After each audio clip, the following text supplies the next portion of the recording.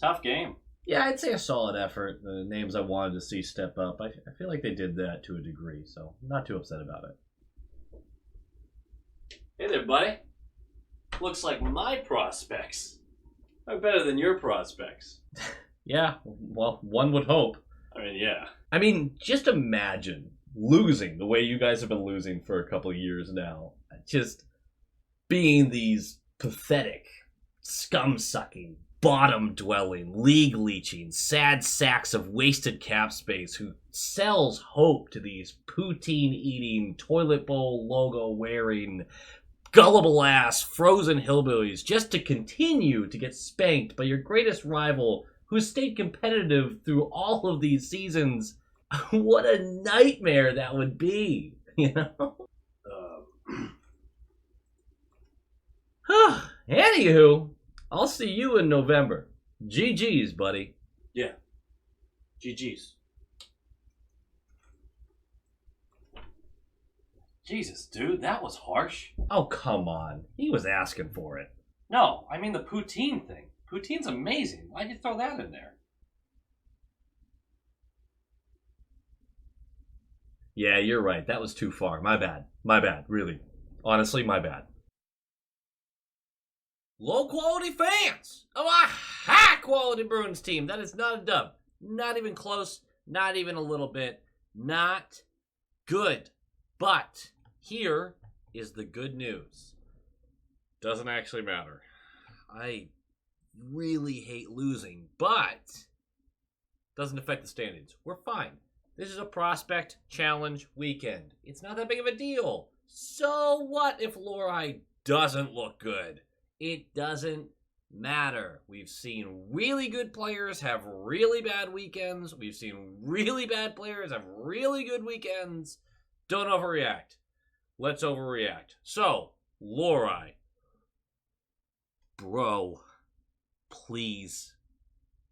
I said so many good things about you. Please. Please. Please. Here's the problem. Here's the problem with Lorai right now. Last two games. Is he a bad player? No. No.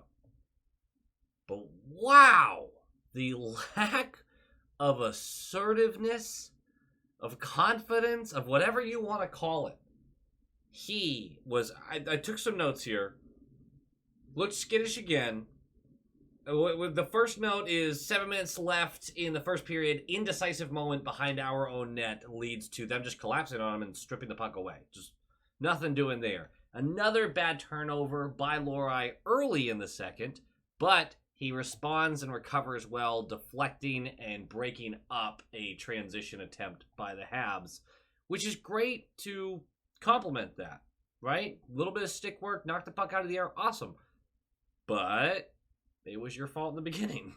So, another turnover while pressure is building midway through the second. He was over in the left corner. Things were moving. There were outlets, and he tried to force a play, and just, honestly, it looked like it flubbed off his stick and only went a couple of feet. So another turnover there. Another bad turnover early in the third leads to a Habs chance where, again, he's behind our own net and just passes it to them. Not thinking the game. And then in the third, he did settle a little bit later in it, and he had a couple of moments walking the blue line, joining the rush, using his size and vision to be part of the offensive play, which was great. And then, at the end of the game, we're down 3-1. We have an empty net, about 4 minutes left. Lysell is going behind him, and Lorai decides to dump it off to him. And just like most of Lorai's passes tonight and yesterday, nowhere close to the tape. Goes off of Lysell's foot. Lysell didn't expect this. This was a lack of communication, too. And the Habs player jumps on it and throws it into the empty net. It's 4-1. Lorai has not looked good. Not even a little bit looked good. There's been little moments where you go, that's the thing. That's what we like. But it's immediately followed up by a bad play or something along those lines. I'm not worried at all. It is a tough way to start, though. It's a tough way to start for him. I feel for him because I mean, these guys are young. I don't know. You guys got to remember, I mean, some of you are that age now. But when you're 19, 20, 21, 22, you're still figuring a lot of stuff out. And they're in this whole different world than we're in. And they're fighting on a national stage for their next promotion. And you get guys like me talking about it and saying negative stuff, and that gets at people.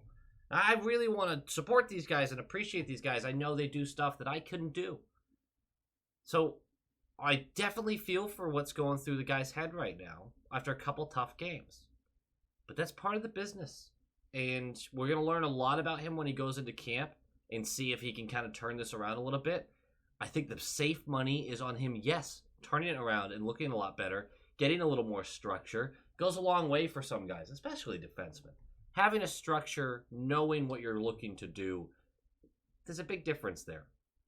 Again, we bring it up all the time. McAvoy, when he did his prospect challenge weekend, looked terrible. And then he gets launched into the NHL late in that season and looks great. We'll see what happens. Lorai's not doing himself any favors this first couple of games.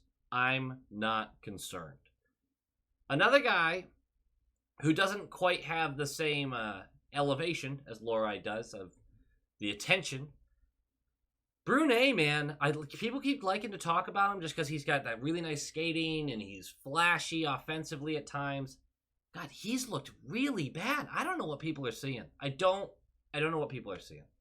I don't. He was the direct reason for a goal against a really bad, ill-timed pinch that turned into a 2-on-1 that Mast couldn't cover for. I believe it was Mast on the ice. They buried that past St. Hilaire, which I actually thought St. Hilaire looked pretty solid through a lot of it. He had his moments, though. Brunet has not looked good. He has not. On a positive side of things, you know who has looked really good and continues to look really good? Poitras. He looks great. Even in a game where he's not scoring, he didn't really affect the offensive side of the ice on the score sheet at all. But he was everywhere. His 200-foot game was great. He was on the penalty kill creating turnovers.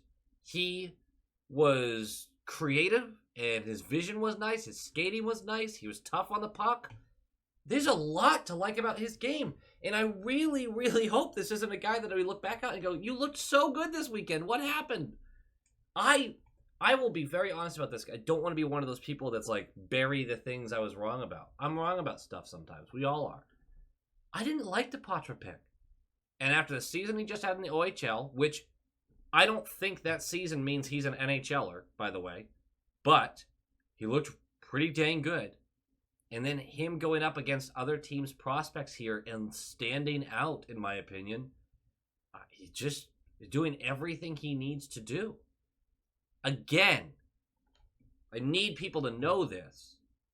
He is either in the OHL this year until the OHL season ends and then can do whatever he needs to do next, or he's in the NHL.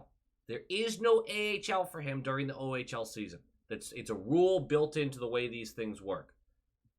So, for those of you saying, hey, I really think he could take that leap, he's 19, he's small, and unless you are 100% sure, you can't make that decision and be like, yes, NHL.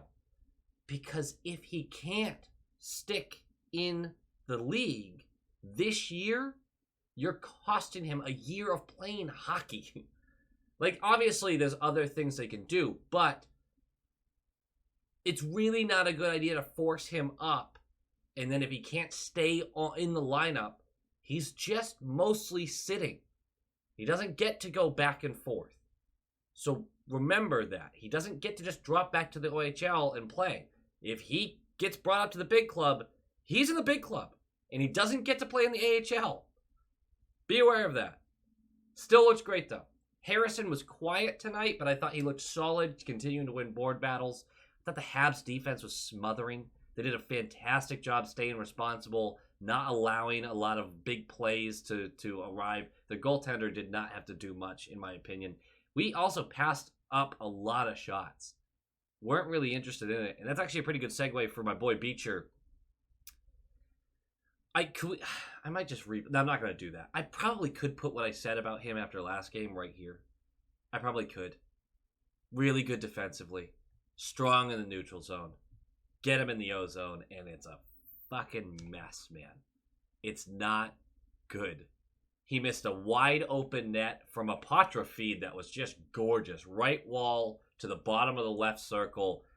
Quick, hard pass to get there. Goalie didn't have the movement to get across in time, and Beecher just biffs it. Brutal. He also was walking down Main Street late in the third. I think there's about 5 minutes left, a little less. Down by 2. And he opts to pass into a crowded area rather than take the shot.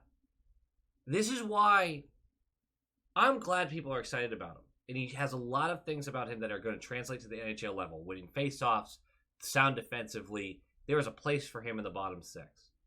But when I tell you he's going to be one of the most frustrating players for you to watch, I mean it. And no one seems to take me seriously. They all get excited about the good stuff. But I'm telling you, he's going to get to the NHL and have these opportunities. It's just not going to work out offensively, and you're going to be pulling your hair out. I don't think he's a bad hockey player. I don't know what's wrong with him in the O-zone. I can't figure it out.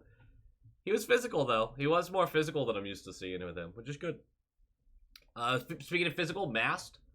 He was more noticeable this game. I thought he got involved a lot defensively. He was frustrating in moments, especially through the first 40 minutes, because he doesn't have the skating or the stick work to finesse the puck away from opponents too often, but he does have the size. And unfortunately, he wasn't effective enough eliminating bodies through the first 40. Felt like very often he would get up against them, but then they'd grab the puck and they'd get away from him. And that's not really what you want to see. He's still got time. He's still got years. Don't worry about that. But not what you wanted to see from him. Last period, though, I thought he turned it on. And he was on the ice for a goal against. But he was crushing people in front of the net. Absolutely demolishing them. Making sure that our goalie had eyes on the puck. I was really impressed by that. I was glad to see him kind of pick up the physicality. So definitely some positives in that game for him. I am a little disappointed that it wasn't there for the whole game. You'd like to see that level of effort and a lot of this physical stuff, although you have to be smart about it. A lot of it is just simply, hey, I know what the right play is here. I've got to eliminate the body. Take care of it. Get in there, eliminate the body. I think he could use a little more consistency there. Lysell. Gosh, I don't know why over the summer I just adopted Lysell. Lysell was our best player tonight, as he should be, consistently through this weekend. I can't believe he hasn't put up more points just from what I'm seeing. Every shift, he gets into the offensive zone. He keeps the puck. He's a possession magnet. He finds his teammates well, though. He drags defenders out of position. That's actually something that we don't talk about enough, is a player's ability to drag a defenseman away. Coyle actually really excels at this, where he possesses the puck, and guys chase him. And they think they can get the puck away from him, but because of how strong Coyle is, it's really hard to remove the puck from him. Because of how fluid and clever Lysell is, it's really hard to get the puck from him. He is still being knocked around a little too easily, knocked off the puck a little too easily. He's going to be one of those turnover guys like Pasta is, but his skating is so fluid, I just don't know how he doesn't create a job for himself at the NHL level in the next year or two. He's so smooth on the skates. He's so smooth with the puck. He's really good. He's just really good. I'm surprised it hasn't shown up more on the box score. I expect it to. I'm not worried about him at all, though. He's just clever on and off the puck. He finds space. So I thought he had a really good game. You can't score goals every single game.